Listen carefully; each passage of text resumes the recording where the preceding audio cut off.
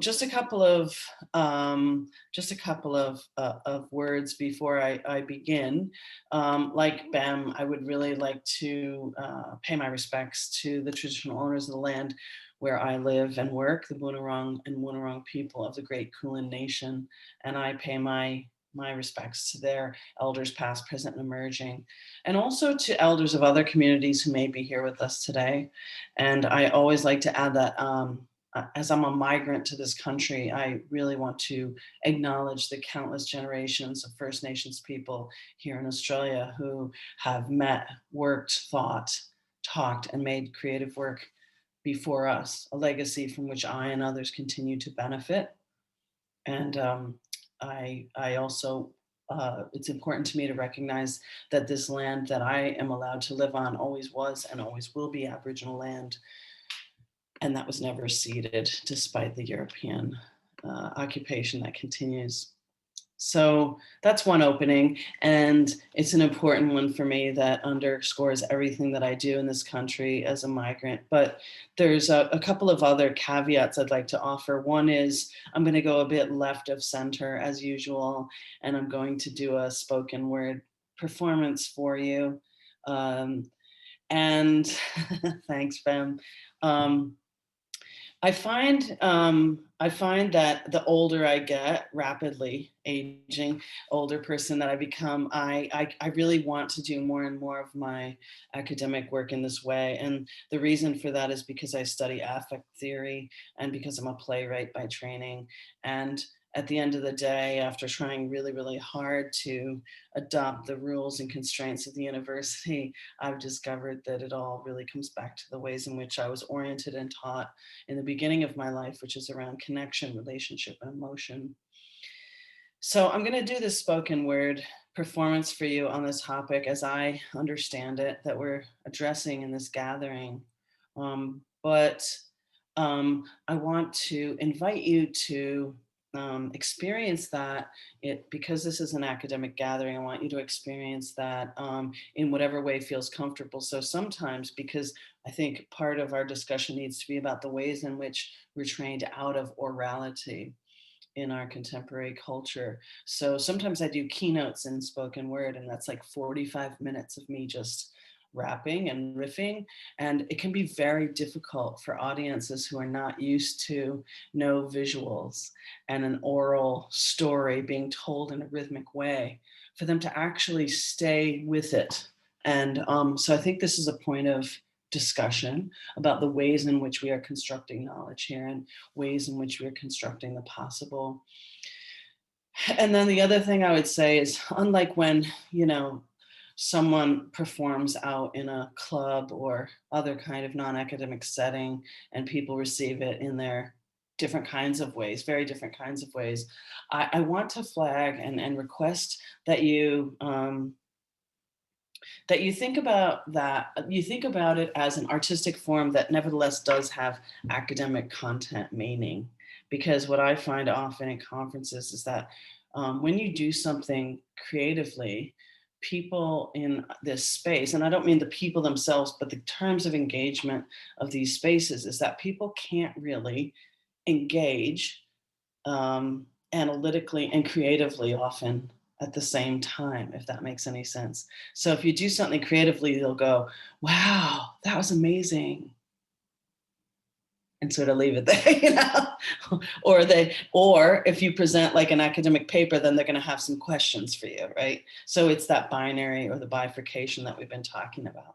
So I want to invite you all to let it wash over you, but also keep your analytical brain turned on in the history of Bertolt Brecht, who says that cathartic experiences in the theater only allow us to disengage from our political commitments. So I invite you to not disengage from your political commitments tonight or this morning in your place. And lastly, I just want to dedicate this to a friend of mine, a scholar, artist, a digital ethnographer who passed away on Saturday at a very young age of cancer very suddenly. And her name is Katie Warfield. She's a Canadian scholar who is very much dedicated her life to the project of the possible. So this is for Katie.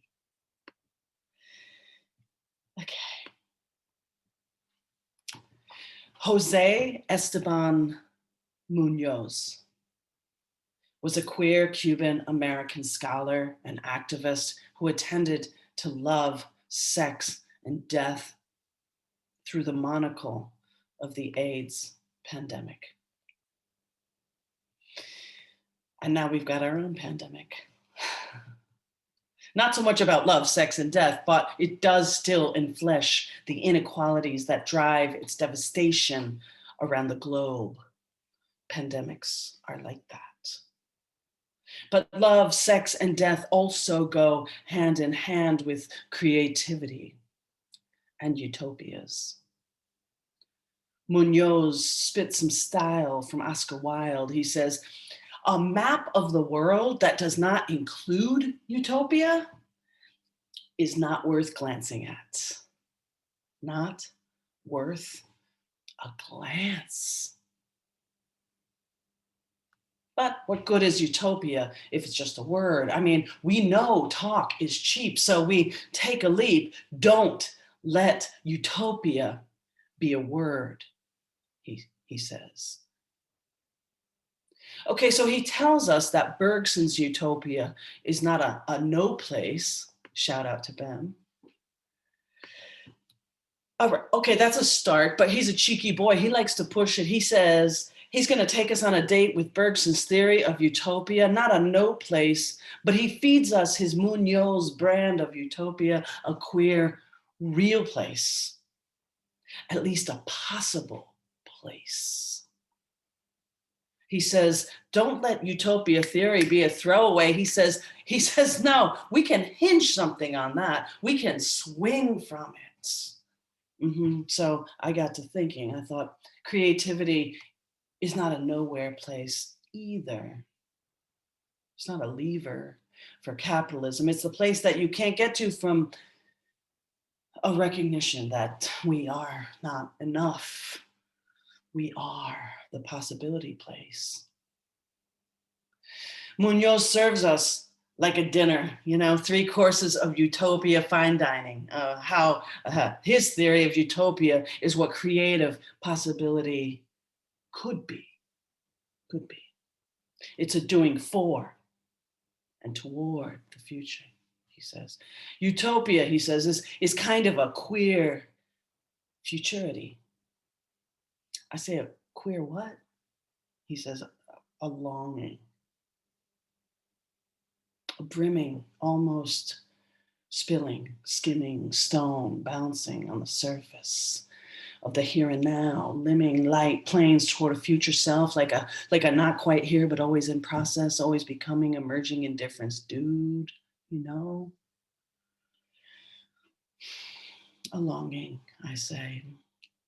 I know longing, yeah. A wanting for the possible, yep, I say I'm in. A repetition of longing, desire, failure, and hope again and again and again. That's utopia, he says. That's creativity in my queer body. Waiting for a call we can almost, but not quite hear. A rehearsal for the future that looks back, even as it looks beyond, to an event that does not yet exist.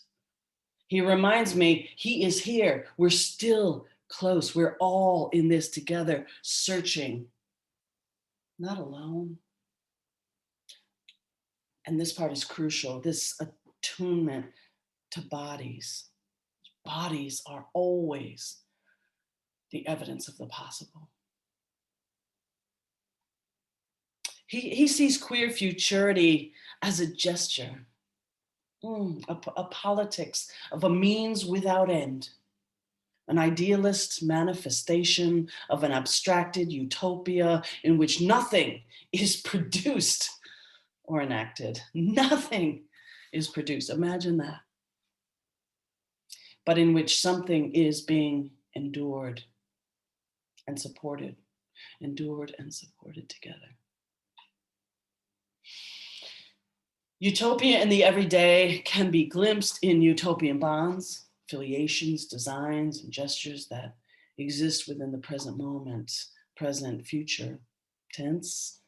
No, not past perfect. Failure is part of waiting imperfectly, striving, breathing, touching. And mark this, failure must be part of any possible. Oh, I mean, productive risk taking, as we call it in a very unsexy way in education. Yes, a call to a kind of risk taking that really doesn't ever fail because, hey, it's still productive. So don't worry about it. Don't be scared. I mean, just, rubrics and all that. But just remember,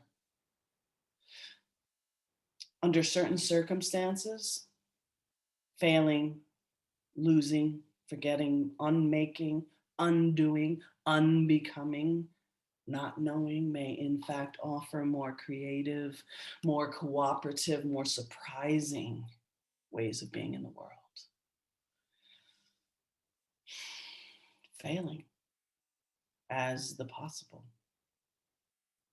See, failing is something queers do and have always done exceptionally well.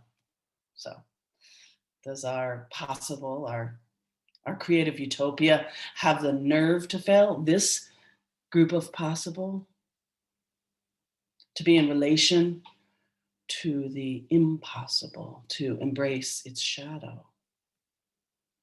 Because abstract utopias can and often do reproduce the very coherent, totalitarian, and prescriptive ends they seek to dismantle. So I put to you, what kind of possible are we talking about here? Well,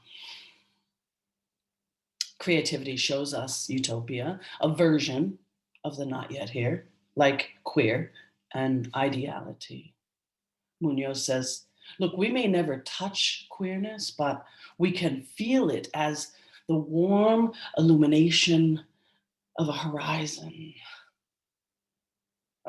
imbued with potentiality. Oh, such possibility. I feel like I'm 18 again. The warm illumination of a horizon. Okay. Worth a glance. Even if a glance is all we have, we still need creativity and glances. But you must admit, creativity has become a pandemic of another order.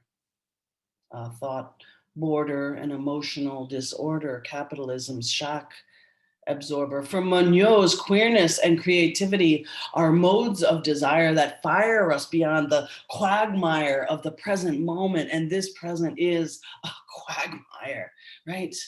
Oh, we are so much more than this, so much more. If we want to be, we must dream and redeem better pleasures, better ways of being in the world, new worlds even, utopias. Clinging on to the longing that propels us onward, the thing that lets us feel that this world is still not enough, lets us reject the here and now and insist instead on our potentiality, hurl toward our possibility. Now that is creativity. Real queer creativity is queer. It is. But how? We say, you say. How do we do it? Oh, well and good.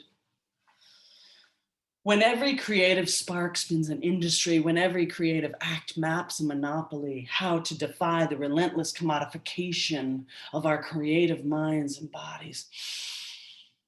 Oh, how to escape the merchandising, sporting goods, consumer goods, kitchenware, artifacts, staplewares, fancy goods, product, profit margin, dry goods, basic export, future importation, shopping, trade, furniture, influencers, good salvage, soft goods, worldly goods, good goods, all are worldly possessions, how to escape these chains of oppression, put the flesh back in consumer digestion. We are more than what we buy. We are more, surely, than our profit margin. We are more than our user experience. And I know you know we are more than our use value. We are utopias of possibility. Real creativity must be a priori queer. Why? Because real creativity is enabled by an investment in the not yet here, otherwise known as the future, and the no longer conscious, aka the past. So, what is the aesthetic and relational creativity of this moment? This us together is the bone and sinew, the heartbeat within you, a living creativity that refuses to be bought, packaged, owned, raped, shrink wrapped, freeze dried, and crying. It's that old time creativity we all remember faintly from our past, our no longer conscious. This creativity is a utopia for those of us who can stand the speculative, who defy the dominant, who fly in the face of profiteering on the possible, the niggling, wiggling insistence on recognition, sameness, intelligible. Standardization makes me sick. The universal stomachache that there is something rotten in the state of global creative economies. Yeah, that's right. I think Hamlet had a different version of that. Love, time, possibility. Outside of not so civil society is where my creative body thrums and thrives. You see, it's the mortar of capitalism, the demand who see it as a natural order, an inevitability, the way things should be or must be. No, not creativity. No, creativity wrenches us in our guts. It cuts us crosswise against the grains of painful standardization. It cries out for education that remembers the might be of our possibility, the hot breath of hope, the stability of civility when we come together for more than utility. And we always do. We know that, but we forget. It is human to forget. Our gullibility stops us from taking a stand against capitalism's ever expanding force field of how things are and so-called will be. But we know it's not true. So we turn.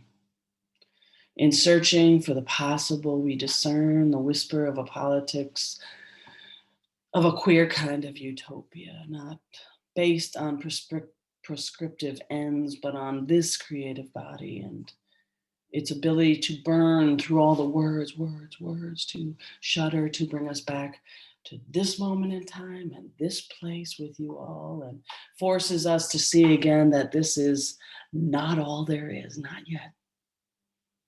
To feel his minor gesture to that which is not yet here, as Bem brought us in. We look beyond this place and time to something wilder, more sensual and brighter, and not yet of creative relational love and hope. Its indeterminacy and deployment of desire will keep us moving toward the fire, that warm illumination of that wider horizon. It's a not yet beyond this pandemic, a not yet beyond commodification, creativity unfinished, expanding outward into the always possible, which I think of as the us.